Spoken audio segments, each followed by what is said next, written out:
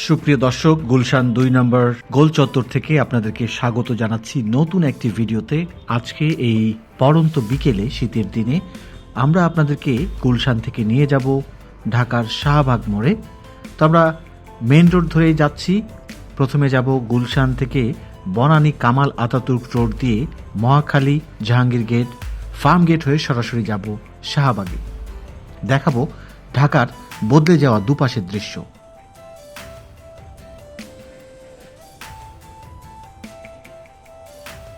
গুলশান ২ নম্বর signal থেকে বনানীর Kamal Ataturk পর্যন্ত এই রাস্তাটি দেখলে মনে হবে এটি অভিজাত ঢাকার একটি প্রতিচ্ছবি।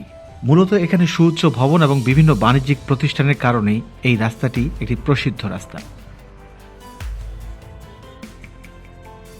এবং এই রাস্তা ধরেই ঢাকার অন্যতম একটি metro rail MRT line 5 Northern root, যেটি হেমায়েতপুর থেকে শুরু হবে, সেটি মূলত মাটির নিচ দিয়ে এদিক দিয়েই চলে আসবে মিরপুর 14 নম্বর কচুক্ষেত হয়ে। এদিক দিয়েই তার রুটটি থাকবে। তো এখন আপাতত মেট্রো রেলের কাজ গুলশান ২ নম্বরেও চলছে। ইউটিলিটি রিলোকেশনের মূল কাজ অর্থাৎ মাটির নিচে খনন করে পাতাল রেলের কাজ এখনও শুরু হয়নি।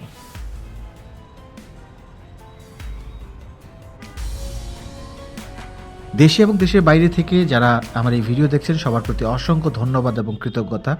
বিশেষ করে ঢাকায় যারা অনেক দিন থেকেছেন, এখন হয়তো দেশের বাইরে কিংবা ঢাকার বাইরে আছেন, তাদেরকে হয়তো এই রাস্তাটি দেখে ভালো লাগবে।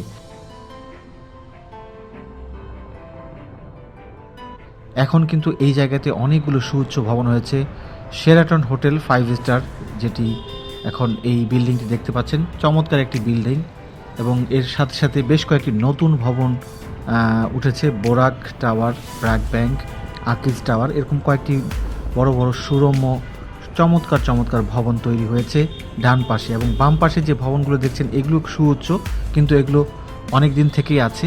এবং এই কামাল আতাতুর্ক রোডে কিন্তু সামনেই দেখতে পাচ্ছেন এফআর টাওয়ার। এই টাওয়ারে কিন্তু আগুন লেগেছিল এবং ওই ঘটনাটি খুবই একটি আলোচিত ঘটনা ছিল 2018 কিংবা 19 সালের দিকে। যাই হোক, আপনারা বাম পাশে দেখতে পাবেন আরও বেশ কিছু ভবন। বনানী কামাল আতাতুর্ক রোড এবং বনানীর আশপাশে এখান থেকে যাত্রা হয়েছিল বাংলাদেশের প্রাইভেট ইউনিভার্সিটি কালচারের।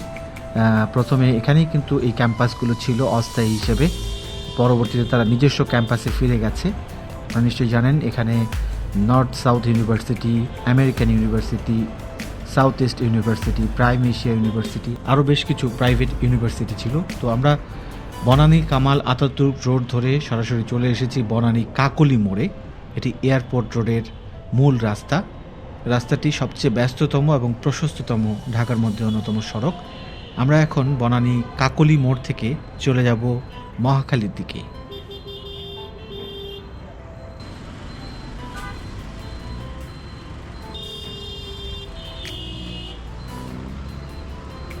তো প্রিয় দর্শক, ভিডিওর শুরুতেই আমি অনুরোধ জানাবো, আমার এই চ্যানেলে যদি নতুন কোনো দর্শক থেকে থাকেন অনুগ্রহ করে চ্যানেলটি সাবস্ক্রাইব করবেন, পাশে থাকবেন এবং কেমন লাগছে আজকের এই ভিডিওটি সেটি কমেন্ট করে জানাবেন। এছাড়াও ঢাকার কোন কোন রাস্তাগুলো আপনাদের দেখার ইচ্ছা আছে এভাবে, সেটিও আমরা আপনাদেরকে রোড ভিউ দেখানোর চেষ্টা করব।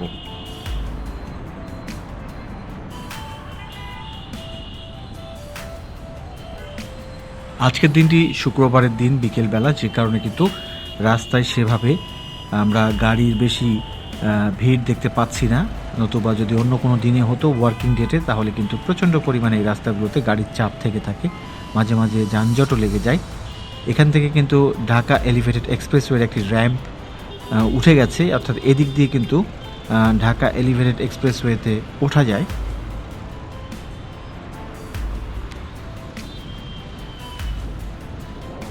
আমরা ঢাকা এলিভেটেড এক্সপ্রেসওয়ের র্যাম্পটিকে দেখছি বাম পাশে, এবং এখানে একটি টোল প্লাজাও আছে বাম পাশে দিয়েই মূলত এটি আস্তে করে উপরে উঠে গিয়ে হাতের ডানে মূল যেই এলিভেটেড এক্সপ্রেসওয়ের যে মূল যেই অ্যালাইনমেন্টটা, এলিভেটেড এক্সপ্রেস যে মূল লেন, সেখানে কিন্তু গিয়ে সংযুক্ত হয়েছে। এবং এখানে একটি ইউটার্নেরও ব্যবস্থা করা হয়েছে, দৃষ্টিনন্দন ইউটার্ন। যে কোনো গাড়ি যে কোনো দিকে ঘুরে যেতে পারবে, এয়ারপোর্টের দিকে কিংবা মহাখালী অভিমুখে। আমরা এখন কিন্তু এই র্যাম্পের নিচ দিয়ে যাচ্ছি। র্যাম্পটি এলিভেটেড এক্সপ্রেসওয়ের সঙ্গে যুক্ত হয়েছে এই সামনেই, এবং বাম পাশে দেখতে পাচ্ছেন বিআরটি ভবন, সেতু ভবন। এই ভবনগুলো কিন্তু বেশ নান্দনিক। বিশেষ করে সেতু ভবনের কথা যদি আমরা বলি, জুলাই আন্দোলনের সময় বেশ ভালোভাবে ক্ষতিগ্রস্ত হয়েছিল, তো এখন কিছুটা রেনোভেট করে আবারও পূর্বের অবস্থায় ফিরিয়ে নিয়ে আসা হয়েছে। আমরা এখন কিন্তু সেতু ভবনের পাশ দিয়েই মহাখালী ফ্লাইওভারের উপর উঠে যাচ্ছি। এটি জাহাঙ্গীর গেটে গিয়ে শেষ হয়েছে। এটিকে ফ্লাইওভার না বলে ওভারপাস বললেও ভালো হয়, কারণ মহাখালী যে রেল লাইনটি আছে সেটিকে আসলে পার করার জন্যই বা সেটি যানজটগুলো এড়িয়ে চলার জন্য এই ওভারপাসটি 2004 সালের নভেম্বর মাসে উদ্বোধন করা হয়েছিল। মূলত ঢাকার প্রথম যদি আমরা ফ্লাইওভার বলি তাহলে কিন্তু খিলগাঁও ফ্লাইওভারটাকে বলা হয়। খিলগাঁও ফ্লাইওভারটি মূলত একটি ফ্লাইওভারের পূর্ণাঙ্গ রূপ, কিন্তু এটি আসলে সেই অর্থে ফ্লাইওভার নয়। এটিকে যদি আমরা রেল ওভারপাস বলি তাহলে সবচেয়ে ভালো হয়। যাই হোক, আমরা কিন্তু এখন এলিভেটেড এক্সপ্রেসওয়ের নিচ দিয়ে চলে যাচ্ছি। পাশে দেখতে পাচ্ছেন এই সেনা কল্যাণ সংস্থার টাওয়ার, রাওয়া ক্লাব এখানে অবস্থিত, এবং বেশ কিছু নতুন নতুন ভবনও তৈরি হয়েছে। শীতের দিনের বিকেল, খুব ছোট্ট বিকেল, দেখতে পাচ্ছেন সূর্যাস্তের দৃশ্যটি। আর একটু পরেই সূর্যটি একবারে হেলে যাবে। আমরা বিএফ শাইন কলেজের এরিয়াটি পার হচ্ছি। এই জায়গাটিতে একটি ফুটওভার ব্রিজও আছে। এই রাস্তাগুলো বেশ চমৎকার সুশৃঙ্খল হয়ে আছে, এবং সামনে আমাদের জাহাঙ্গীর গেট আমরা দেখতে পাবো। জাহাঙ্গীর গেটের আগে এখানে একটি সুউচ্চ ভবন ইতিমধ্যে দাঁড়িয়ে গেছে, দেখতেও সুন্দর এই ভবনটি। ডান পাশ দিয়ে ঢাকা ক্যান্টনমেন্টের মধ্যে চলে যাওয়া যায় এবং সোজা প্রধান উপদেষ্টার কার্যালয় হয়ে ফার্ম গেটের দিকে চলে যাওয়া যায়।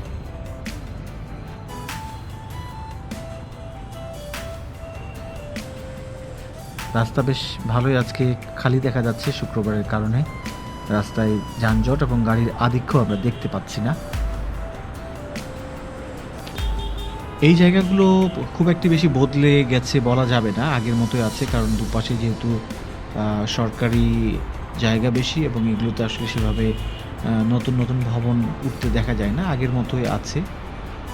বিশেষ করে যে জায়গাগুলোতে আসলে প্রাইভেট বা ব্যক্তি মালিকানাধীন যেই এরিয়াগুলো, সেগুলোতে আসলে বেশি পরিবর্তনটি দেখা যায় ঢাকার মধ্যে।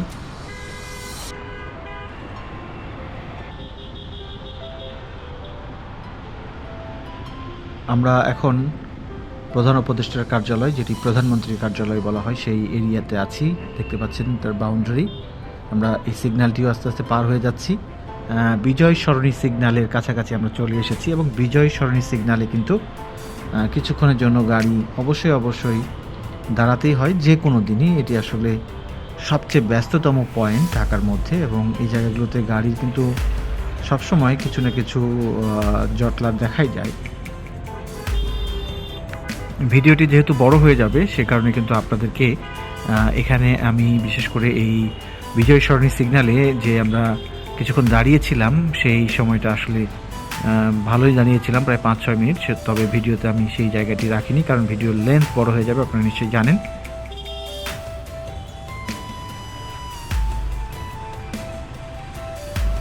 তা আমরা একেবারে চলে এসেছি সিগন্যাল বরাবর, এক্ষুনি সিগন্যালটি খুলে যাবে। আমরা বিজয় সরণি সিগন্যাল পেরিয়ে চলে যাচ্ছি। বিশাল বড় একটি সড়কের সংযোগস্থল চারপাশ থেকে। এখন ফার্ম গেটের রাস্তায় যাচ্ছি, এবং এখানে কিন্তু ডিভাইডারটাকে নতুনভাবে সাজানো হয়েছে, সুপ্রশস্ত এবং উচ্চ ডিভাইডার, যাতে পথচারীরা বা রাস্তা পারাপার সহজে না হতে পারেন।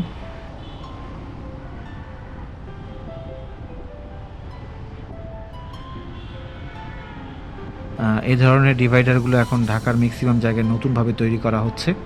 এতে করে আসলে যানবাহনের চলাচল নিশ্চিত থাকবে, সামনে হঠাৎ করে কোনো পথচারী এসে পড়বে না, এবং এগুলোতে কিন্তু বিউটিফিকেশনও করা হয়েছে, গাছও লাগানো হয়েছে। আমরা একেবারে ফার্ম গেট মোড়ের কাছাকাছি চলে এসেছি। ফার্ম গেট মোড়টি এখন বদলে গেছে metro line, elevated expressway line এবং দৃষ্টিনন্দন একটি ফুট ওভার ব্রিজের কারণে এই জায়গাটির রাস্তাটাও নতুনভাবে প্রশস্ততা লাভ করেছে। আগের ফার্ম গেটের সাথে এখনকার ফার্ম গেটের মিল খুঁজে পাওয়া যাবে না, বিশেষ করে এলিভেটেড এক্সপ্রেসওয়ে এবং মেট্রো রেলের কারণে।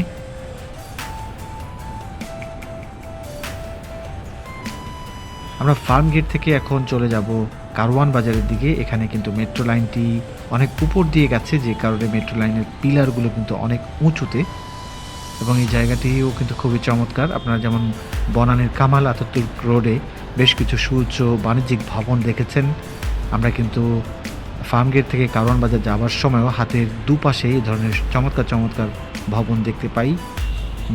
একটি অন্যরকম ফিল চলে আসে, দেখলে মনে হয় যে বিদেশি কোনো রাস্তা। বিশেষ করে যেই উঁচু উঁচু ভবনের শহর আছে নিউ ইয়র্ক কিংবা দুবাই, সেরকম একটি লুক এখানে খুঁজে পাওয়া যায়।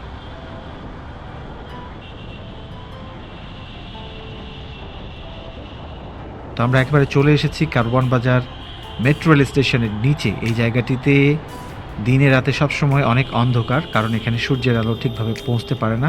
আমরা কারওয়ান বাজার সিগন্যালে চলে এসেছি, সার্ফ ফোয়ারা সিগন্যালে। এখানেও কিন্তু আজকে আমরা একটি সিগন্যাল পেয়েছি। যাই হোক, আমরা আবারও চলে যাচ্ছি এখন।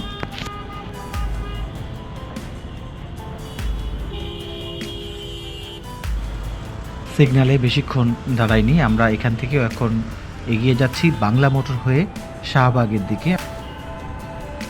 এই সার্ফ ফোয়ারা মোড় থেকে বাংলা মোটরের দিকে যাবার সময় মেট্রো রেলের এই লাইনটি এখানে অনেক উঁচু দিয়ে গেছে, এবং এই জায়গাটিতে কিন্তু ঢাকা এলিভেটেড এক্সপ্রেসওয়ের একটি র্যাম্প হাতিরঝিলের সঙ্গে যুক্ত হবে মূল লাইনের সঙ্গে। অর্থাৎ এদিক থেকে যারা বিশেষ করে কাটাবন, এলিফ্যান্ট রোড, এদিক থেকে যারা এই এলিভেটেড এক্সপ্রেসওয়ের উপর উঠবেন তারা কিন্তু এখান থেকে উঠতে পারবেন। এবং আমরা এই জায়গাটিতে দেখতে পাবো পিলারগুলোর পাশাপাশি কিন্তু এখানে বিজ্ঞাপনের জন্য বিলবোর্ড টাইপের কিছু স্ট্যান্ড বসানো হয়েছে। আমরা বাংলা মোটরের সিগন্যালেও চলে এসেছি, এবং এখানেও সিগন্যাল আমরা আজকে পেয়ে গেলাম। এবং এখানে যে ভবনটি দেখতে পাচ্ছেন, এই ভবনটি অনেকটাই একটি দৃষ্টিনন্দন এবং নান্দনিক ভবন। ইউরোপের কিছু শহরের ভবনগুলো এরকম হয়ে থাকে, বিশেষ করে প্যারিস, ইতালি, এই ধরনের শহরগুলোতে এরকম চমৎকার চমৎকার দৃষ্টিনন্দন ভবন দেখা যায়। তবে এই ভবনটিও অনেক দিন থেকে আমরা দেখতে পাচ্ছি, রূপায়ণ ট্রেড সেন্টার। এই ভবনটিও বেশ দৃষ্টিনন্দন, এবং এখানে সবচেয়ে আলোচিত বর্তমান সময়ের এনসিপি যে রাজনৈতিক দলটি আছে, গঠন হয়েছে, তাদের কার্যালয় এখানে। পরিবাগের দিকে এগিয়ে যাচ্ছি। এখানকার রাস্তাগুলো বেশ চমৎকার, পরিপাটি, এবং পিলারগুলো আস্তে আস্তে দৃষ্টি দূষণ ঘটতে শুরু করেছে, পোস্টার দূষণ ঘটতে শুরু করেছে। আগে কিন্তু এই পিলারগুলো একেবারে ফ্রেশ ছিল, ইদানিং আমরা দেখছি বিভিন্ন রাজনৈতিক দলের পোস্টার এখানে যুক্ত হতে। এখানেও 2-4টি ভবন আছে, খুব সুন্দর সুন্দর দৃষ্টিনন্দন ভবন। আমরা একবারে শাহবাগের কাছাকাছি চলে এসেছি এবং ইন্টারকন্টিনেন্টাল মোড়ে আছি। এখানেও কিন্তু একটি সিগন্যাল আছে, তবে ভাগ্যক্রমে আমরা এবার সিগন্যালটি পেলাম না। হাতের বামেই সেই 5 তারকা hotel, hotel intercontinental. Shahbag metro স্টেশনের দিকে এগিয়ে যাচ্ছি। শাহবাগ মেট্রো স্টেশনের নিচটিতেও এবং এখানে কিন্তু প্রচুর পরিমাণে পোস্টার দূষণ ঘটেছে। এতক্ষণ যারা এই ভিডিওটি দেখেছেন সবার প্রতি অসংখ্য ধন্যবাদ এবং কৃতজ্ঞতা জানাচ্ছি। সেই সঙ্গে চ্যানেলে যারা নতুন, চ্যানেলটি সাবস্ক্রাইব করে পাশে থাকবেন। কেমন লাগলো ভিডিওটি কমেন্ট করে জানাবেন। সকলের সুস্বাস্থ্য মঙ্গল কামনা করে শেষ করছি। আল্লাহ হাফেজ।